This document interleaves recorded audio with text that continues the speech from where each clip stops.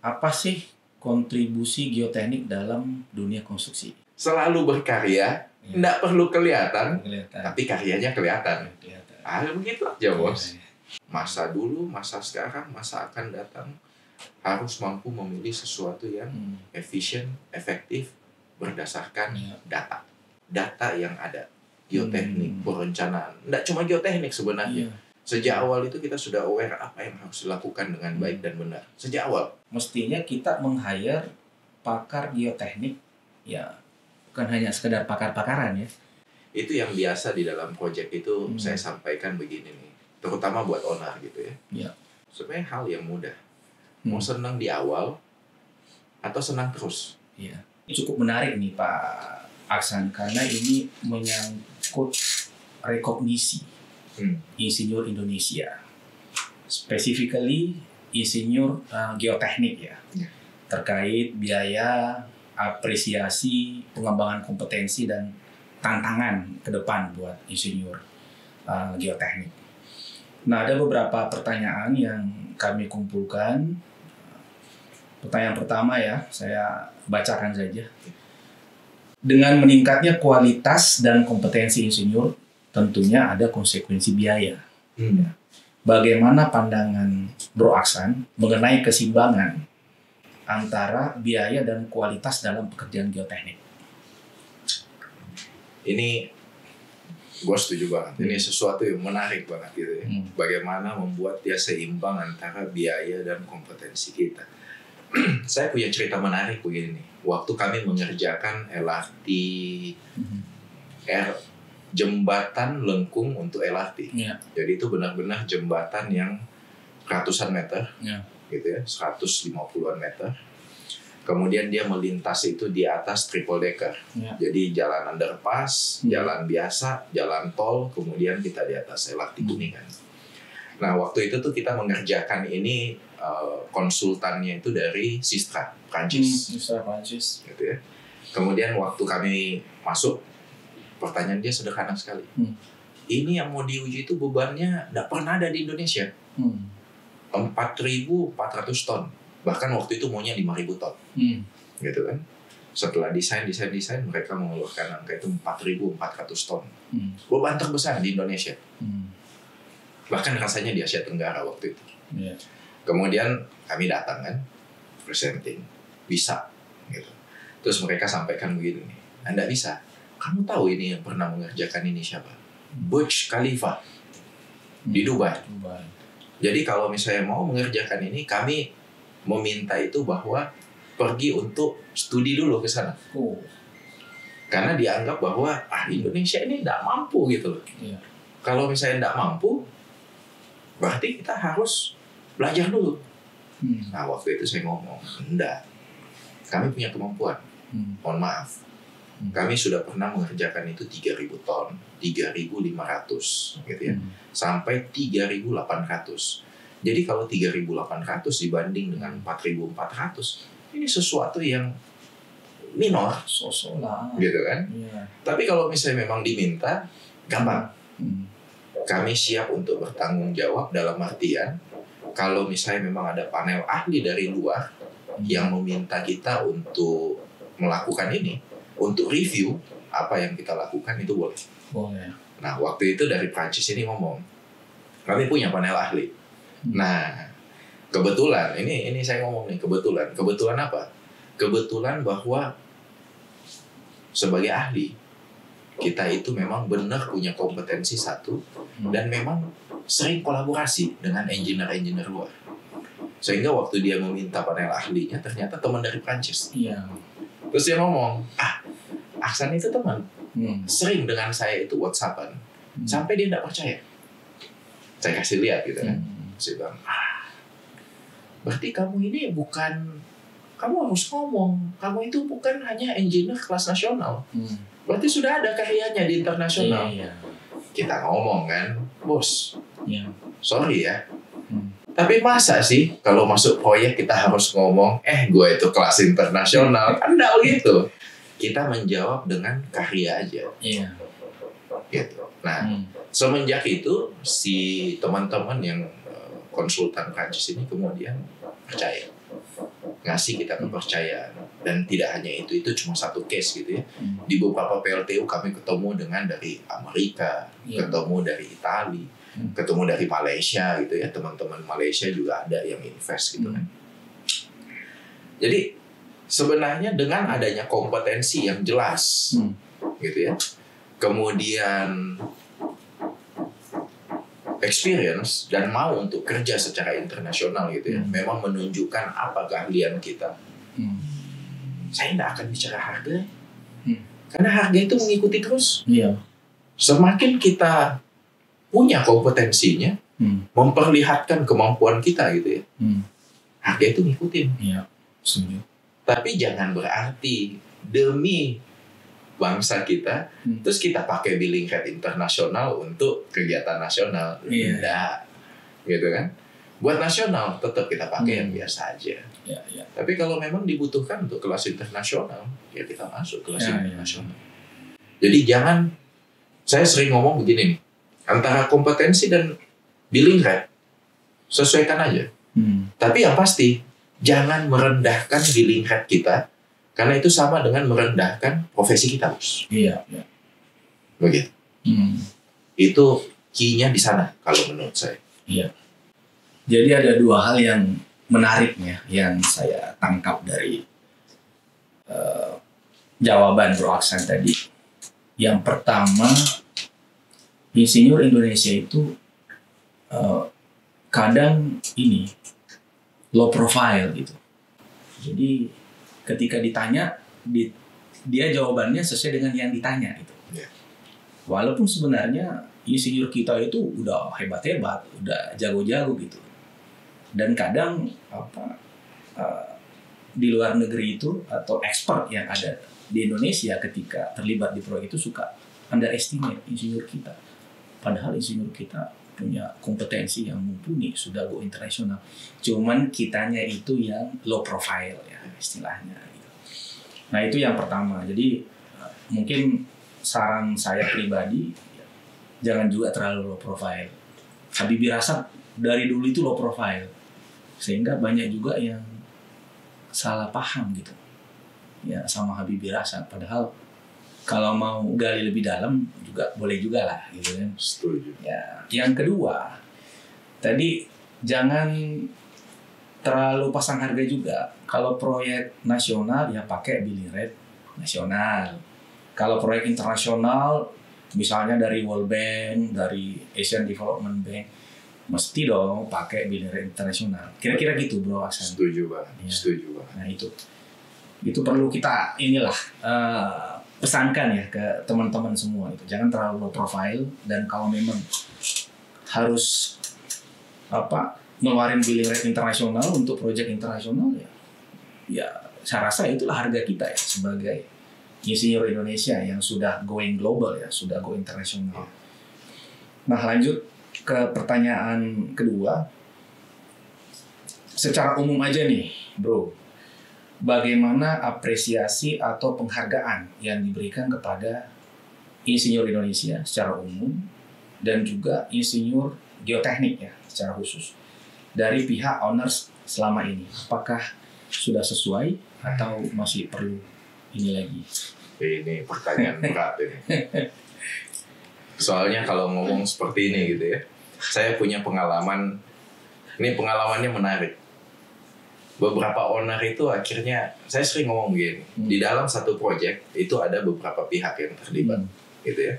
Ada konsultan, kontraktor, supervisi, gitu ya, dan owner, gitu ya. Untuk semua pihak ini, saya akan ngomong itu semua harus kompeten. Konsultannya harus kompeten, kontraktornya harus kompeten, MK-nya harus kompeten, QS-nya harus kompeten. Ownernya kompeten nggak perlu. Tapi ownernya harus paham namanya faktor resiko. Jadi dia tahu bahwa kalau yang dia pilih itu tidak kompeten, ada resiko di dalamnya. Kalau dia pilih itu yang mengaku-ngaku kompeten, ada resiko di dalamnya. Kalau dia pilih yang benar-benar kompeten, resiko hilang. Nah, owner ini yang perlu untuk itu. Nah, balik kepada kalau misalnya ditanya, bagaimana perlakuan si teman-teman owner ini ya kepada, nggak usah kita ngomong geoteknik, pada teman-teman kita sipil pada umumnya gitu ya. Apa sebenarnya yang mereka lihat? Selama tidak ada masalah, mereka menganggap ini adalah profesi murahan. Tidak dapat satu, kayak mirip judul film. Nggak dapat satu, saya cek toko sebelah ya. Dia cek terus sampai dia dapat yang ceritanya paling murah.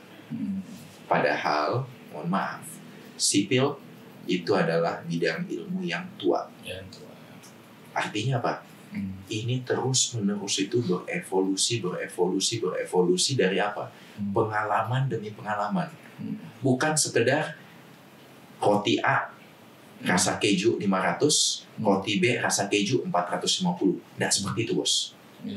Ini adalah pengalaman yang diakumulasi. Sehingga ada nilai yang harus dia hargai. Nah, kalau misalnya saya ngomong di Indonesia seperti apa, memang masih banyak kurang penghargaan untuk insinyur kita, untuk kegiatan-kegiatan keinsinyuran. Kalau di luar negeri, beda, bos. Saya tidak ngomong semuanya gitu ya, tapi yang pernah saya rasakan itu, saya pernah dibayarin full sampai ke Moskow. First class lagi ya. Untuk menuju ke Moskow hanya untuk ngasih itu kelas 4 jam. Saya pernah dibayarin full ke US hanya untuk kasih kelas itu 2 hari. 2 hari ya. Plus dapat sangu, dapat akomodasi, transportasi, saya sudah ngomong first class. Mereka menghargai enggak? Menghargai. Kenapa menghargai? Karena mereka menganggap bahwa satu bidang keilmuan, satu profesi itu luar biasa.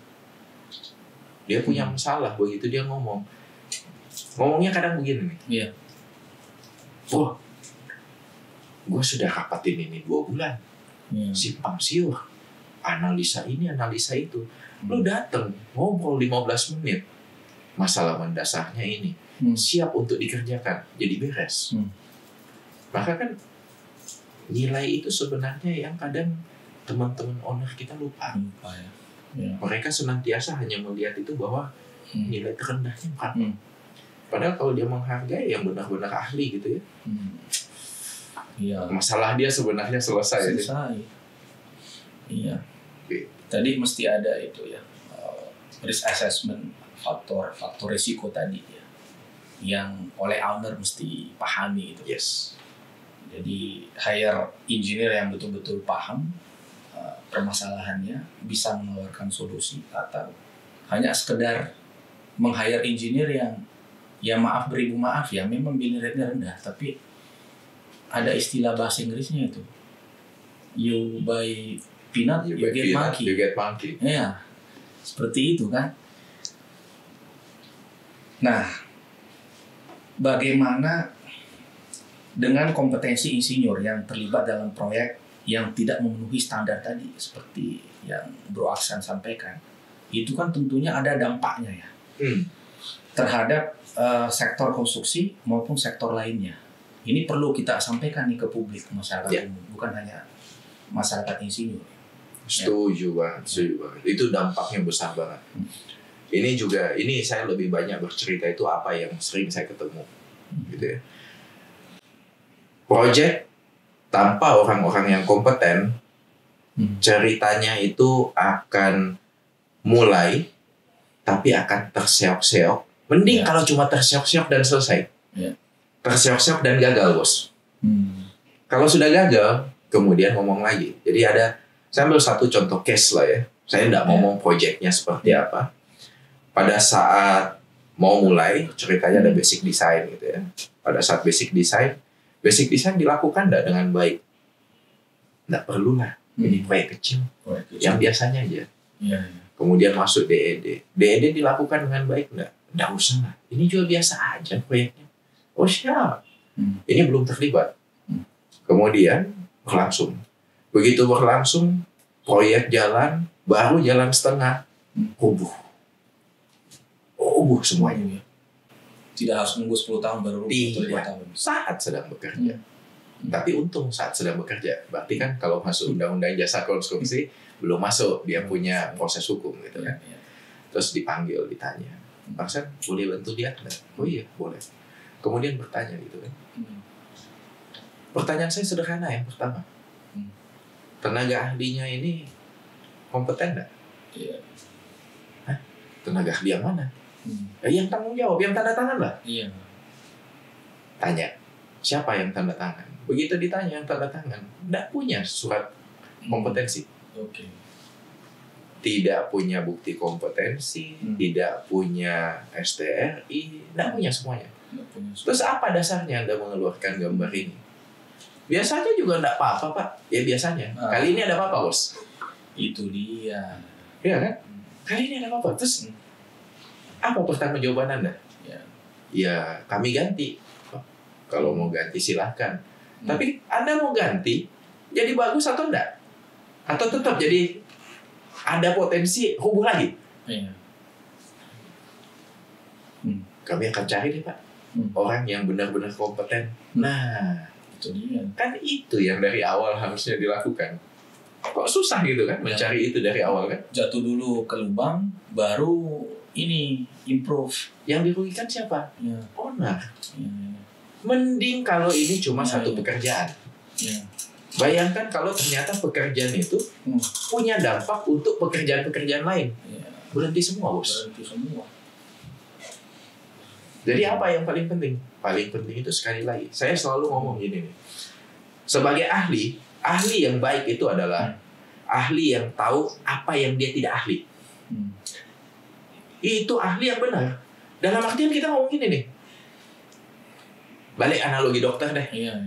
Gua dokter spesialis penyakit dalam. Iya. Ya. Yang terjadi adalah orang ini punya masalah dengan syarafnya. Saya harus tahu diri untuk ngomong. Saya nggak paham nih. Gue rekomendasi lu ke teman gue ya. Iya. Gitu kan? Kalau saya nggak paham mengenai masalah tertentu, gue ngomong. Lu ke teman gue. Kalau lu ke Habibie, dia paham nih masalahnya. Nah, jadi ahli yang baik itu justru adalah ahli yang paham yang dia tidak ahli itu apa. Supaya apa? Ingat, bukan untuk kesombongan kita, tapi untuk orang-orang yang bergantung kepada keahlian kita loh. Jadi kalau kita ngomong, gue ahli geoteknik, tapi ini sudah bukan, gue nggak paham ini bos. Lebih baik lu cari second opinion ke sini, gue bantu. Nah itu kan sekali lagi ya, kolaborasi dan integritas. Mau mengakui apa yang bukan keahlian kita. Kenapa? Supaya imbasnya yang tadi itu. Jangan imbasnya itu kepada project, kepada bangsa kita, gitu kan? Kita akui aja. Ya itu dia bro. Jadi ada teman-teman juga yang palu gada. Jadi tahu semua, ahli geoteknik, ahli jalan, ahli jembatan, ahli struktur, ahli manajemen proyek. Nah gimana? Ini kan nggak punya integritas ya, seperti yang Bro Aksan sampaikan. Ini masih banyak yang seperti itu, dan ya mungkin Bro Aksan punya nasihat lah ke teman-temannya seperti itu. Kalau ini bukan saya ngasih nasihat, ini benar-benar tugas berat buat Bro Habibie ini, untuk benar-benar mengajak teman-teman kita nih bro, untuk mau menjadi engineer yang bermartabat, mau menjadi engineer yang punya integritas. Ini benar-benar, wah, beban lu ke depan itu akan berat. Beban Masya Allah. Kita semua lah. Ya, setuju. Tapi jangan khawatir kan, kan sekali lagi kita berkolaborasi bro. Kolaborasi itu yang paling penting bro. Kata kuncinya ya. Yes. Kolaborasi.